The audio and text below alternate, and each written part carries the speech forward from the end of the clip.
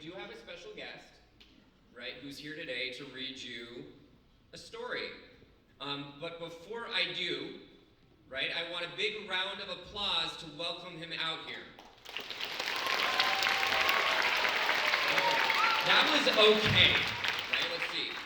Let's see if we can do better. Let's hear how excited you are to have Josh Gad here. All right. Quiet down.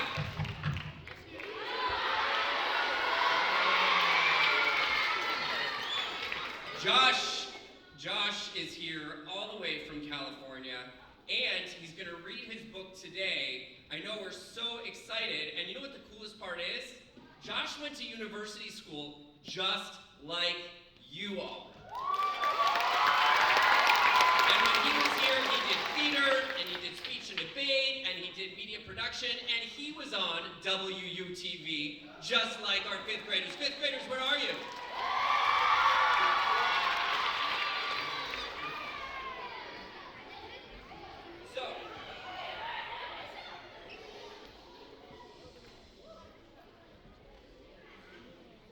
All right, can you guys hear? Oh, that's a good microphone.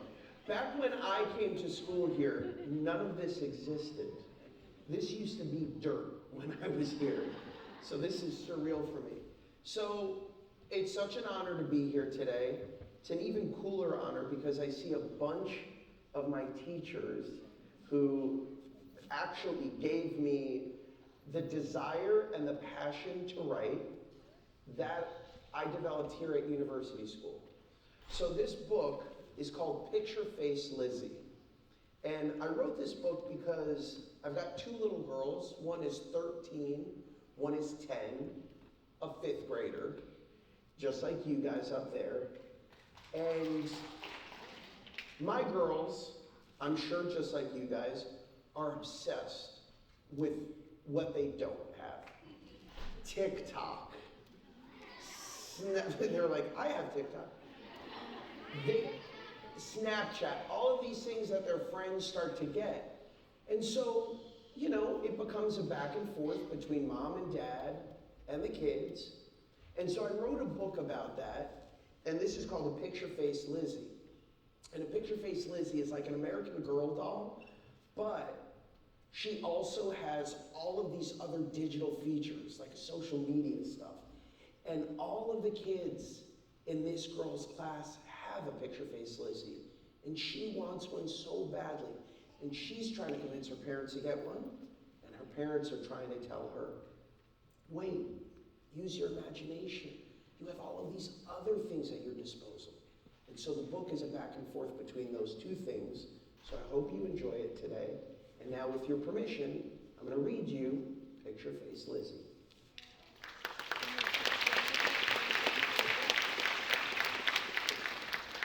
My name is Eve Tanya. I have a lot. I have sneakers that light up, one big lava lamp, a hedgehog named Snoop Hogg, a saltwater fish tank, a freshwater turtle tank, a refrigerator full of adult food, most disturbingly smoked salmon, a cupboard full of kid food, most excitingly mac and cheese, a bin full of toys, a desk full of crayons, a three-legged lizard, two brothers, parents who tell me they love me every day, and a puppy named Bluster.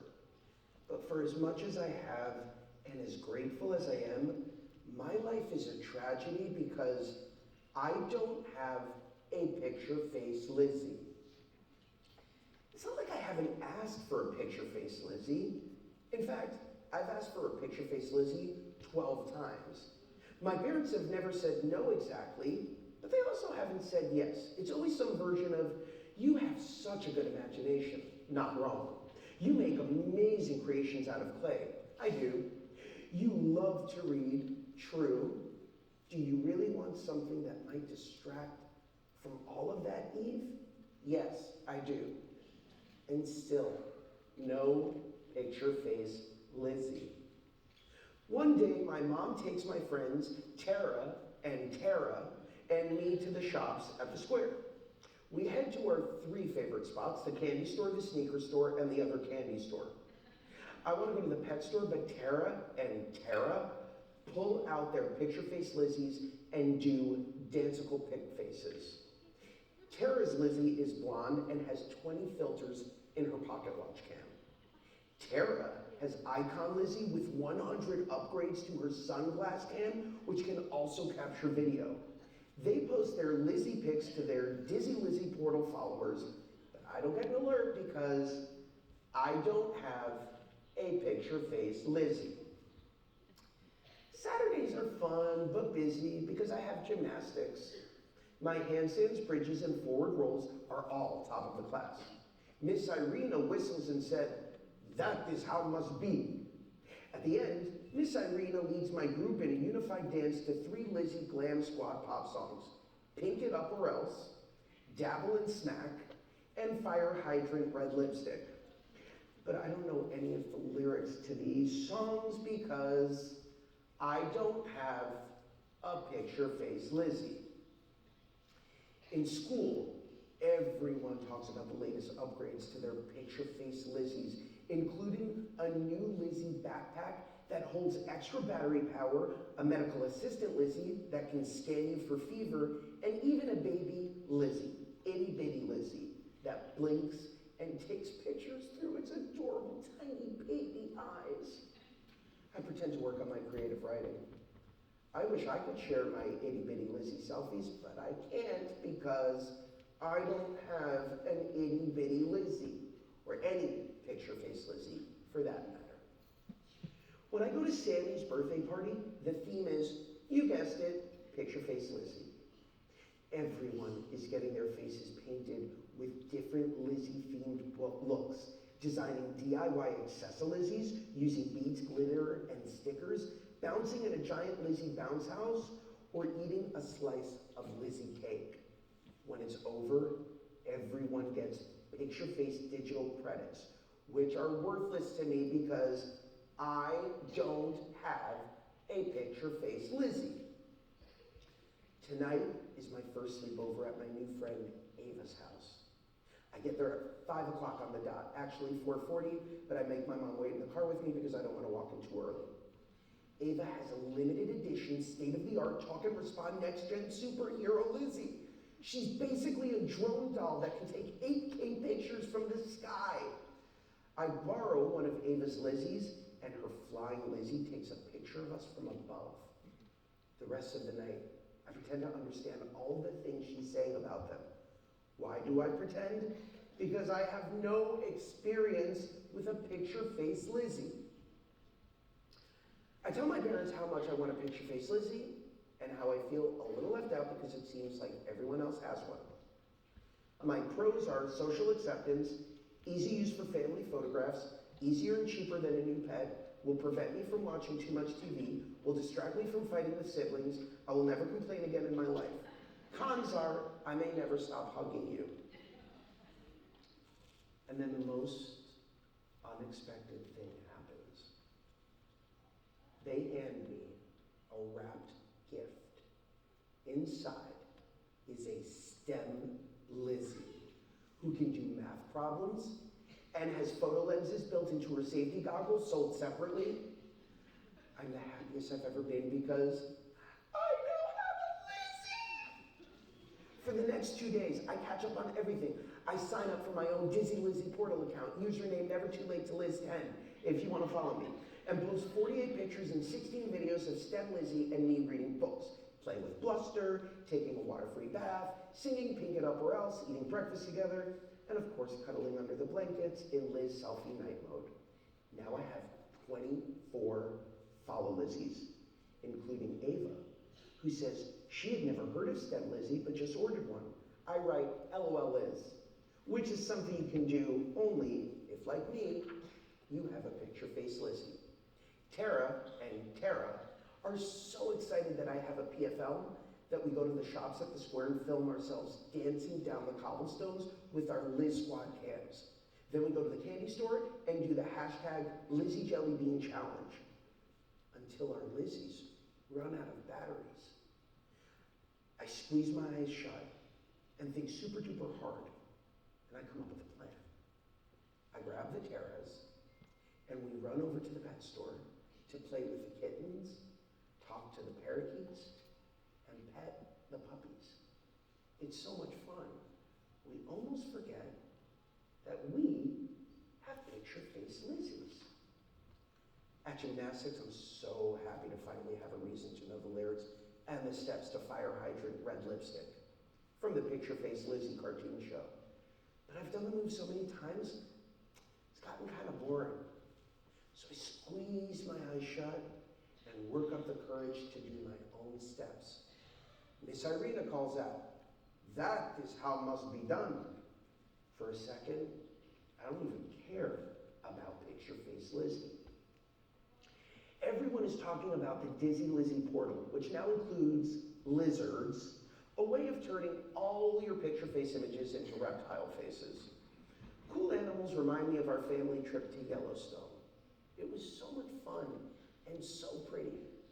I tell everyone about seeing water and steam explode from the rocks, watching foxes jump into piles of snow, and riding on a snowmobile past bison, deer, and the most beautiful scenery you could ever imagine. I feel like it's been a while since I wanted to talk about anything other than Picture-Face Lizzie. Sydney is having a beach birthday party, and everyone's supposed to bring their Aquafy Lizzies. Using our underwater Liz gear, goggle cams sold separately, we take videos of each other swimming with our Liz squad at the shoreline. But after a while, I leave my Lizzie on my towel, so I'm not worried about losing her in the ocean. And everyone else does too. I look around and realize we're all playing in the giant waves, and none of us are holding our picture-face Lizzies. Ava comes to my house for a sleepover, which I'm kind of nervous about because my house isn't nearly as big or as cool as hers. She arrives at 4:40 p.m. with 5 of her favorite Lizzies, but when she sees my oven-baked clay mini foods and furniture, she wants to make those instead, so we do. I show her how to make clay cherries, clay popsicles, a clay snail, and even a clay bowling ball with clay pins. In the morning, Ava almost forgets to take her 5 picture-face Lizzies because we never even played with them. My name is Eve Tanya. I have a lot.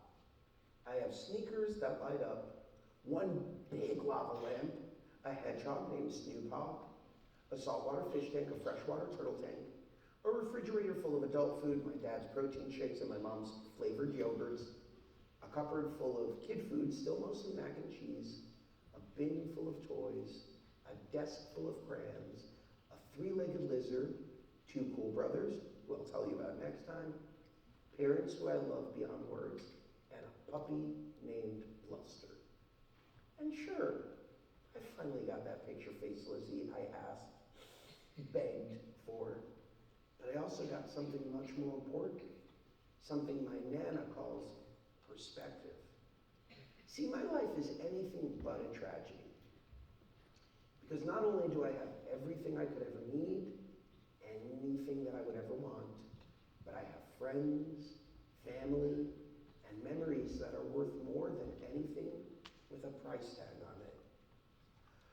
Although I do hear they're releasing new Liz Eyes, which are AR glasses that allow you to see what Lizzie sees. Nah, I'm good. The end. Thank you guys so much for allowing me to do that to you. I never got a chance to actually read this book out loud because when I did an audiobook for it, Kristen Bell, my co-star from Frozen, she reads the book. So it's very nice to get the chance to finally read my own book. So thank you. You don't read that. I try to read it to my kids, but they're like, "Dad, we're 13. No thanks. Well, let's hear it, everybody.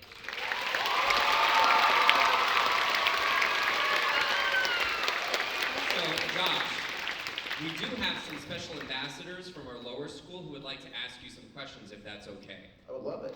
And I haven't screened these questions first, Oh, so boy. be ready for some hard-hitting journalism, Give it I'm to telling me, you. kids. All right, kindergarten. Hi. And let's give you this one. I'm going to hold the microphone so you can read if you like. Good afternoon, Mr. Gad. My name is Marley, and I am in kindergarten. In March, the kindergarten will be will be doing a big musical show on this stage. What advice do you have for us? Oh, wow, great question. My advice is to go out and have the most fun you can have. I remember I came to U School in fourth grade, and I remember we did Bye Bye Birdie, I think, right? We did Bye Bye Birdie. And I remember coming out, and by the way, we didn't have a theater. We used something called a classroom for our shows. And I came out, and I had a very small role, but I had the most fun I've ever had. I come out and I go, "Hello, Mr. Rankle, this is Harvey." And I remember I had this incredible moment where I was like, oh my God, this is the most fun I've ever had. And that was sort of the beginning of the seeds of me wanting to become an actor. So having this stage is amazing. Embrace it. Come out here and have the most fun you can have. That was not the answer.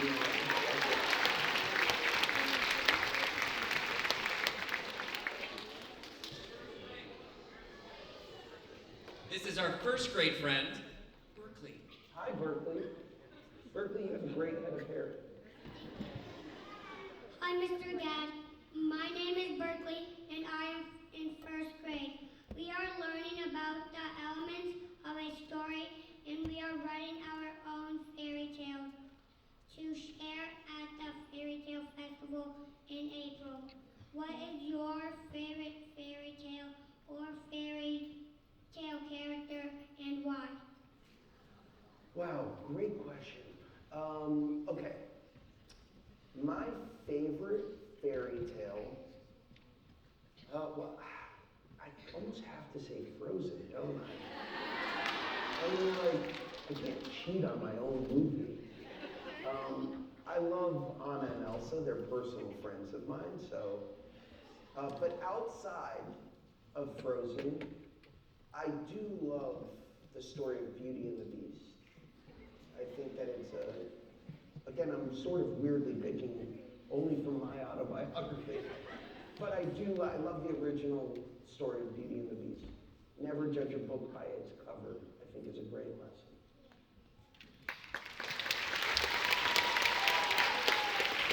Now, if you had to pick between Frozen 1 and Frozen 2, now there's a question. Oh, man. Come on out. So now we have our second grade friend. Hi. Good afternoon. My name is Sage. In second grade, we studied different continents as well as learning about immigration and why people immigrated to our country. What is your favorite place to visit, and what did you learn from traveling to that place? These are amazing questions. Like thinking back to when I was in second grade, I'd come out and be like, "What did you eat today?"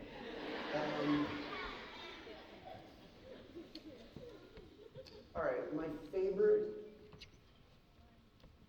First of all, I still remember the I still remember the continent song. Did you teach us it? Continents, continents. Did you know your continents? Asia, Africa, North and South America, Europe, Australia, Antarctica, too. I still remember my U School education. Hey! Oh my God.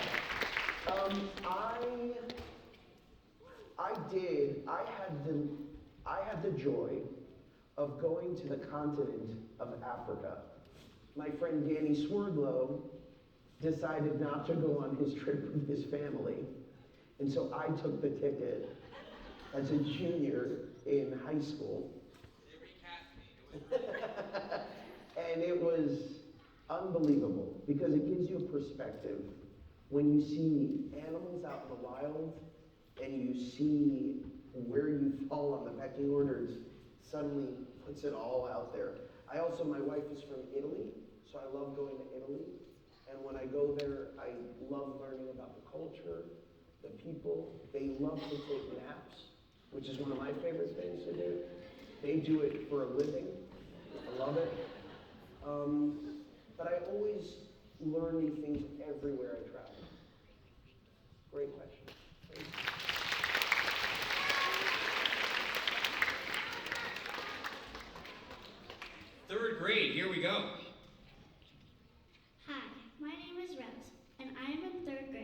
In third grade, each of us writes and publishes our own book. We share our books at an author celebration in April. What can you share with us about what you learned during the process of becoming an author? Was it hard work or did you find it easy? Well, I certainly didn't find it easy. I wrote 2 books this year, which I would not recommend doing at one time. The children's book that I wrote was a great first step as I started to write my other book, which is sort of a book of essays about my life. And the discovery that I made in writing is that writing oftentimes is rewriting. It means that you have to have the courage to take a pen and go, this isn't good, it's not good enough, and you have to challenge yourself. And I remember when I was in 12th grade, we had a teacher, Minerva Morris, who's here today, and I remember it was the first time I learned to challenge myself as a writer to take an unorthodox approach. And I started writing an essay in something called Stream of Consciousness, which was sort of like, you write without stopping yourself, you write without punctuation. And I was pushing the boundaries of what I could do as a writer. And what writing really requires, in order to be a great writer, what do you have to first be? A great reader. I learned to love reading also in school here. Mrs. Lambert, my other teacher, taught me to love literature, not just to read it, but to love it, to fall in love with the words, to look at these words and let my imagination run free, to go to these places that I have never been to, these time periods that I could never visit. And when you fall in love with reading and you start to read more and more different types of books, it gives you the power of the pen, gives you the ability to put words down in your own way, with your own style and your own tone. So the more you read, the better off you'll be as a writer.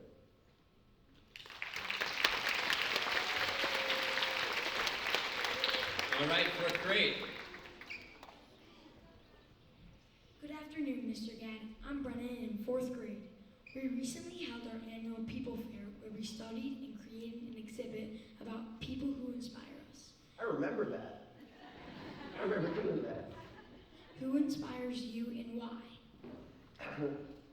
For my 4th grade project, I think I did Walt Disney.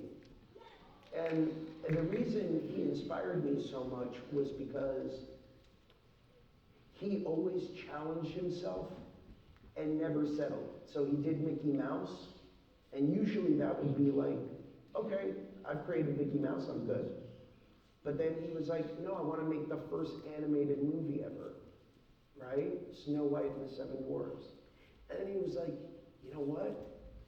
I now want to make the first big TV show and have something called The World of Color and the Mickey Mouse Club. And he did that. And he said, you know what? I want to create a theme park called Disneyland. And he did that. And I was always fascinated by somebody who had that much creativity and the ability to create in every kind of way, not just as an animator, but as somebody who created dreams and brought them to life. So mine was Walt Disney. Who was yours? Mine was Jeff Kinney. All right, great. And 5th grade. Hello, Mr. Gadd. My name is Ben, and I'm in 5th grade.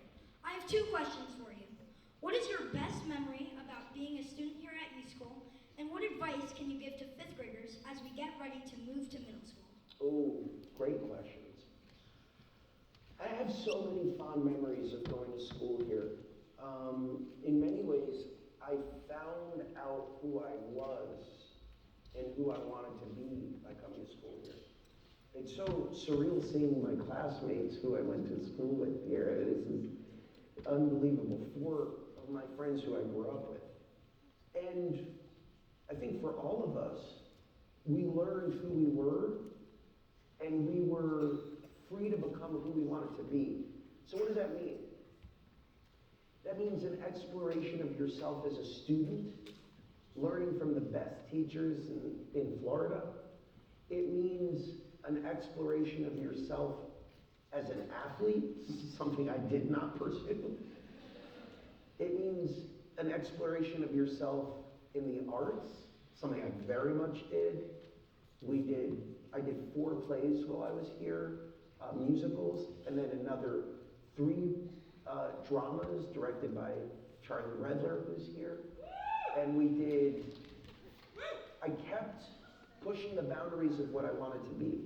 I did speech and debate and pursued, achievements that I didn't even think possible when I started it in 7th grade, and then won 3 championships through high school, because the culture here was one that gave me permission to explore, to experiment, to pursue.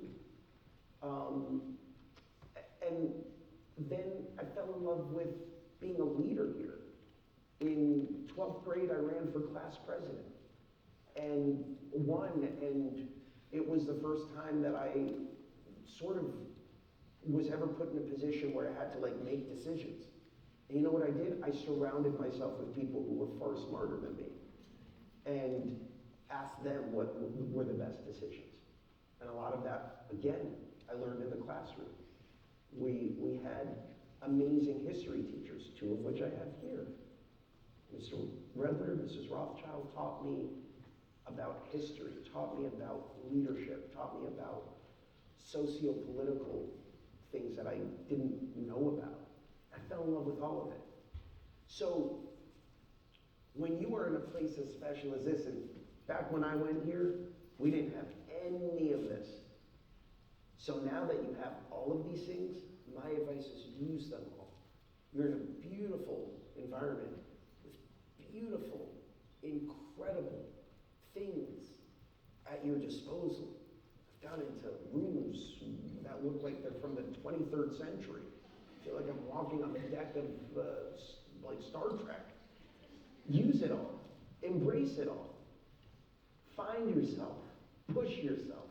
You can do it in kindergarten, you can do it in 1st, 2nd, 3rd, 4th, 5th. And then when you get to middle school, you're going to be a mini adult. And you're going to have even more opportunities to explore the boundaries of who you can be.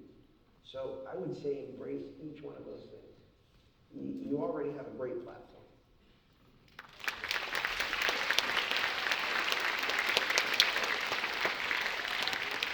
Josh, you may not know this unless you're watching daily WUTV, but Ben Longman here is a very talented anchor on the show. I'm sure going to follow in your footsteps. And in middle school when he joins USN. Well, that's it for our ambassadors. Let's hear it for all of your student representatives.